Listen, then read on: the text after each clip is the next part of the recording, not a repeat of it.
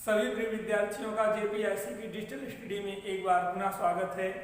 प्रिय विद्यार्थियों, आज का वीडियो कक्षा 12 के विद्यार्थियों के लिए है और इस वीडियो में हम जातक कथा नामक पाठ का हिंदी अनुवाद करेंगे। इस वीडियो में आज का जो प्रकरण है वह संस्कृत साहित्य के प्रसिद्ध जातकावली ग्रंथ से दोनों कहानियां सम्मिलित हैं।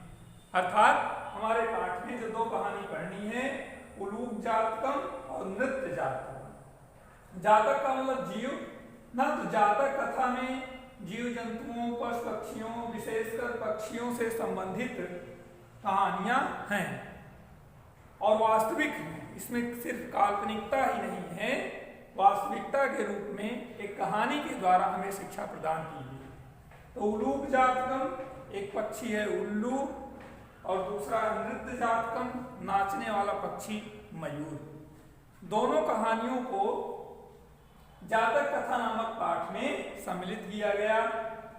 उलूक जातकम कहानी के द्वारा हमें अपने व्यक्तित्व में प्रसन्नता लाने की शिक्षा दी गई, तो दूसरी कहानी नृत्य जातकम में मयूर के द्वारा असभ्य और अनुशासनहीनता करने के कारण वह अपनी प्रिय वस्तु को पाकर कैसे खो देता है, इस कहानी को जानेंगे। तो पहले मैं आपको संक्षिप्त रूप से इन रोचक कहानियों का सारांश बता रहा हूं, ध्यान से सुनेंगे। उसके बाद पाठ्य पुस्तक के द्वारा पढ़कर उसका हिंदी अनुवाद किया जाएगा। उल्लू के विषय में सभी लोग सुने हैं, जानते हैं। एक बार पक्षियों ने निर्णय लिया कि पशुओं में सिंह नामक शेर राजा है, मनुष्यों में भी राजा होता है, सभी वर्गों में राजा हैं जिनके कारण उनका जीवन यापन होता है। राजा के द्वारा निर्धारित विधि का पालन करके व्यक्ति अपनी जीवन शैली को व्यतीत करता है। हम पक्षियों में राजा न होने के कारण हमारा जीवन अव्यवस्थित है, इसलिए सभी लोग मिल करके एक राजा का चुनाव करते हैं। नियमानुसार सभी पक्षीगण एक बड़े से पत्थर के नीचे उपस्थित हुए राजा का चुनाव करने के लिए। पक्षियों में देखते हुए एक पक्षी बोला कि यह उल्लू बहुत सीधा साधा दिख रहा है, इसलिए राजा के रूप में मुझे यही पसंद है। आपने देखा होगा उल्लू का गर्दन सदैव झुका रहता है। शास्त्रों में एक मत आता है, इसीलिए लक्ष्मी उल्लू को अपना वाहन बनाई। सिर झुकने का मतलब विनम्रता, नम्रता, और सिर ऊपर करने मतलब अकड़ता, अहंकार। तो अहंकारी व्यक्ति के यहाँ लक्ष्मी नहीं रहती, चली जाती है, पतन हो जाता है उसी का। और विनयशील व्यक्ति ही लक्ष्मी का उपभोग करता है। ये तो दार्शनिक मत है उनकी सवारी को लेकर उल्लू का। और लोग भी प्रायः कहते हैं उल्लू है, तो उल्लू का मतलब सीधा साधा भोला भाला से माना जाता है। उल्लू उसी प्रकार से अपने गर्दन को नीचे किए से बैठा था, तो पक्षियों ने उसकी सज्जनता के कारण उसे राजा के रूप में चुनने का निश्चय लिया। उन पक्षियों में से एक कौवा उठा और सभा के बीच में खड़े होकर कां कां कां कां करते हुए अपनी भाषा में कहा कि राजा बनने के समय इसका ये स्वरूप है, मूड़ी लटकाए से बैठा है भूत की तरह। तो जब इसके जीवन में इतनी बड़ी प्रसन्नता का समय है, राजा बनने जा रहा है, तब यह ऐसे गर्दन झुकाए बैठा हुआ है, तो राजा बनने के बाद इसका व्यक्तित्व कैसा होगा? इसके द्वारा क्रोधित होने पर, कुपित होने पर हम प्रजागण जलती कड़ाही के तेल में डाले गए तिल के समान जलकर राख हो जाए।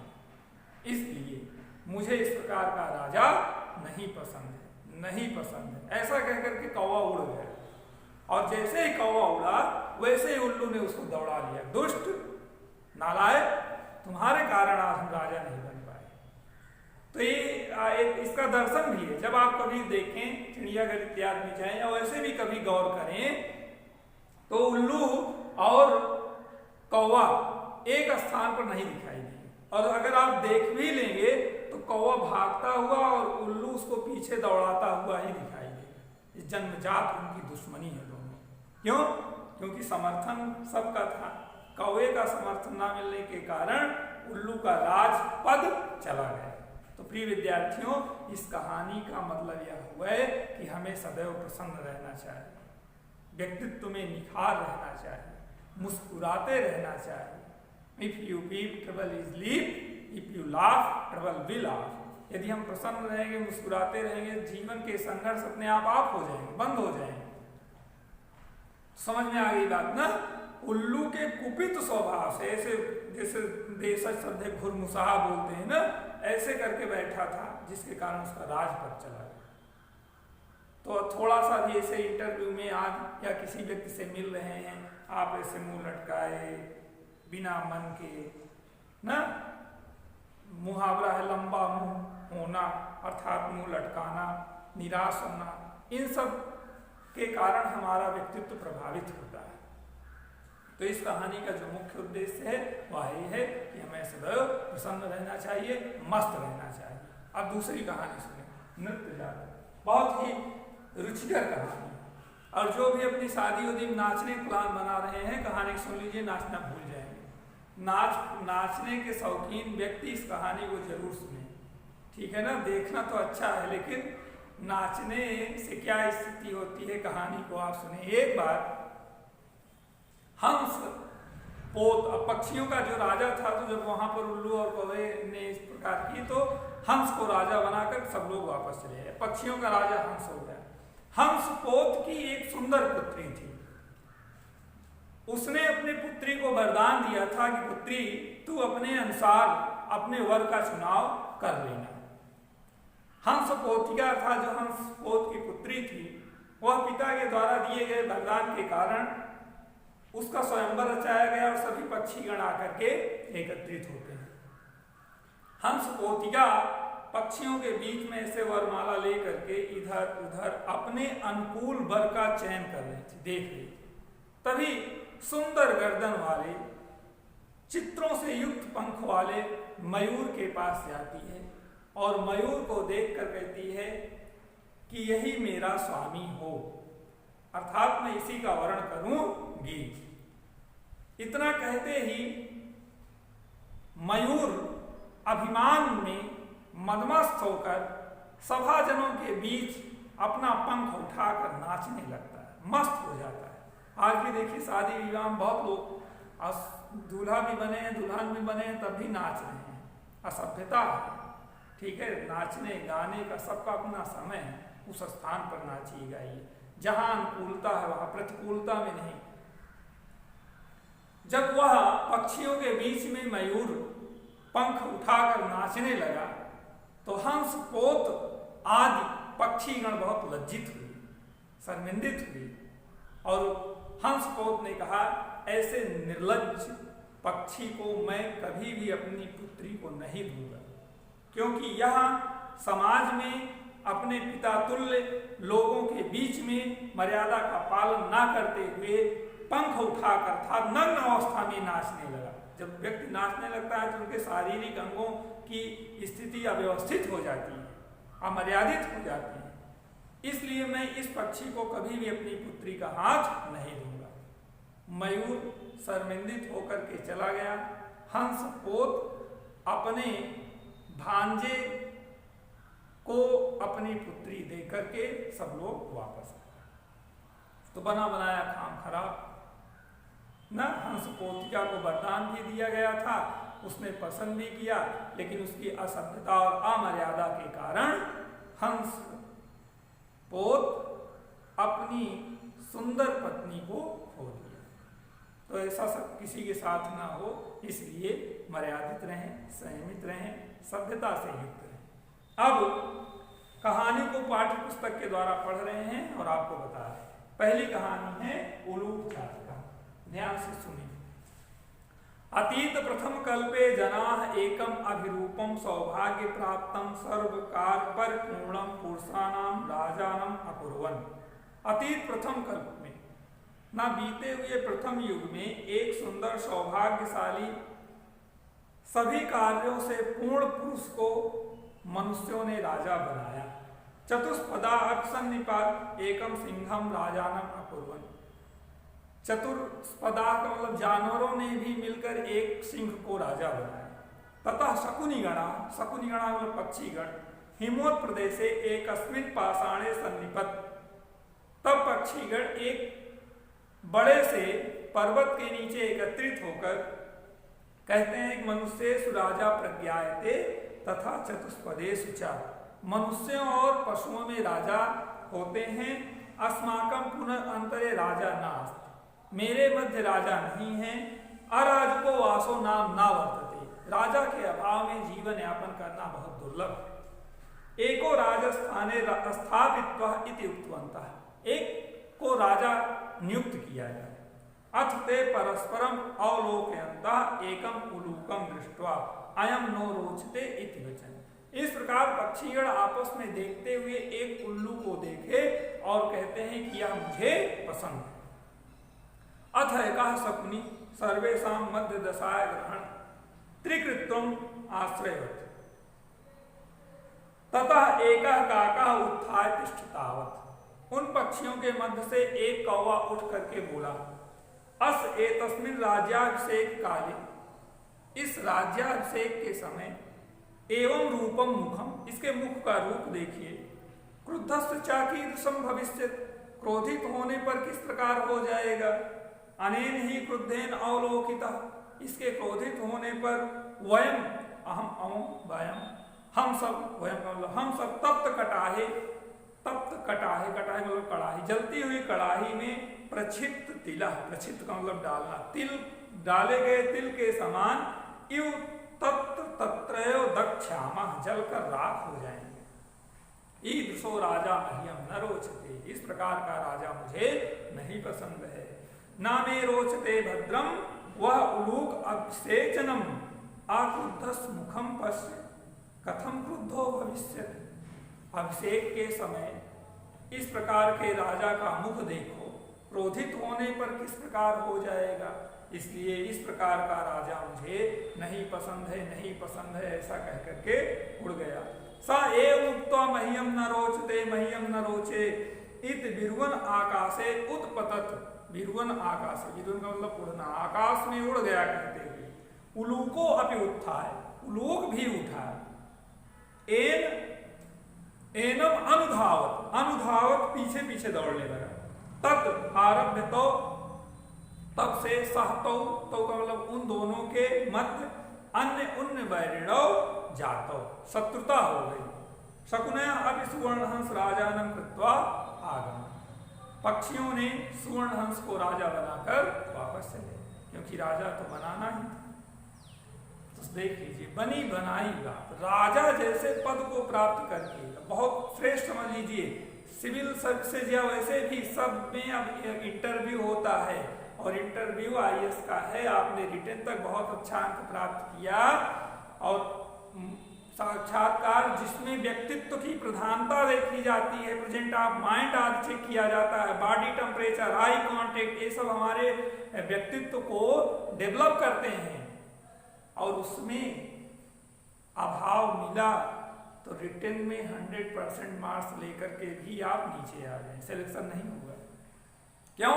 उलूक का सिलेक्शन देखिए सब, लेकिन इंटरव्यू फेल। समझ में आ गई बात ना? इसलिए हमें सदैव प्रसन्न रहना चाहिए, मुस्कुराते रहना चाहिए, इससे हमारा कॉन्फिडेंस लेवल भी बहुत अच्छा हो जाता है। चलें अब देखते हैं दूसरी कहानी, नृत्य जात का। कहानी हमने सुनाया, पढ़ते हैं। अतीते प्रथम कल्पे चतुष्पदा सिंहा राजानम अकुर्वन्। बीते हुए प्रथम युग में जानवरों ने सिंह को राजा बनाया। मत्स्या आनंद मत्स्यम, मछलियों ने आनंद नामक मछली को। शकुनया सुवर्ण हंस, पक्षीगण सुवर्ण हंस नाम हंस को बनाया। तस्य पुनः सुवर्ण राजहंस दुहिता हंस पोत क्या अतीव रूप होती है। हंस पोत जो राजा था उसकी पुत्री हंस पोत क्या अतीव रूप होती, बहुत सुंदर थी। स तस्य वरमदा यत् सा आत्म निश्चित रुचितम स्वामिनम ऋणव्यापी, उसने वरदान दिया था कि पुत्री तुम अपने मन के अनुरूप पति का वरण करो। हंस राजा तस्य वरम दत्वा हिमवत शकुन सिंहे सन्निपतत, ऐसा कह के पिता हिमवत प्रदेश में चले गए साधना करने के लिए। नाना प्रकार हंस मयूर आज शकुन गणा समागत एकस्मिन महाति पाषाण तले सन्निपतन। अब पुत्री को वरदान देकर के पिता अनेक पक्षियों के बीच में हिमवत प्रदेश में जाकर रहने लगे। हंसराज आत्मनः चित्तदृष्टम स्वामिकम आगत गृणव्यात् इति दुहितरम आदेश। दुहिता का मतलब पुत्री। उसी हिमालय प्रदेश में पक्षियों के बीच पक्षीराज सुवर्ण राजहंस पिता का पुत्री का स्वयंवर स्थापित करते हैं और पुत्री को बुलाकर आदेश देते हैं, पुत्री इन पक्षियों के बीच में आप अपने मन के अनुकूल वर का वर्ण करें। सा शकुन संघे अवलोकयंती मणि वर्ण वीर्यं चित्रपेक्षम मयूर दृष्टि।